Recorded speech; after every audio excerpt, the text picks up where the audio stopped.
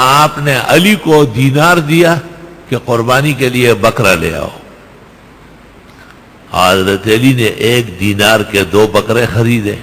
1 بکرا واپس 2 دینار کا بیچا اور 2 دینار اور 1 بکرا لے آیا. آپ نے دیکھ کے بہت ہنسے.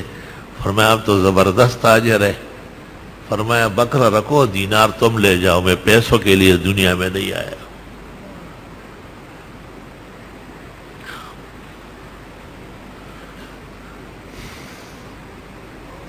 ایک صحابی بہت ناراض ہو رہے تھے اپنے اونٹ پر، وہ چلتا نہیں تھا سفر میں. آپ نے پوچھا خیر ہے؟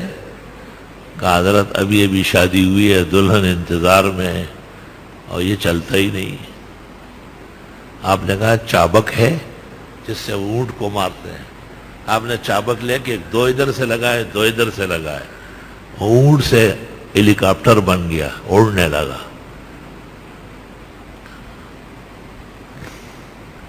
آپ نے اس کو کہا یہ مجھے بیچو.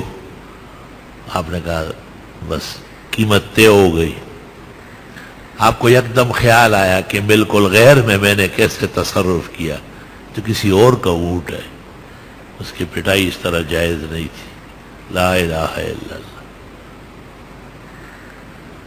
سودا ہو گیا. آپ نے فرمایا مدینے تک اس کو استعمال کرو، جب مدینہ منورہ پہنچیں گے پھر اونٹ لے آؤ. مدینہ منورہ جب پہنچے وہ اونٹ لے آیا. آپ نے بلال کو کہا پیسے ہیں؟ انہوں نے کہا ہے. کہا گنو. گن کے دے دیے. جب جانے لگا فرمایا اونٹ بھی دے دو، اونٹ بھی لے جاؤ، مجھے اونٹ نہیں چاہیے. یا رب صلی وسلم علیہ.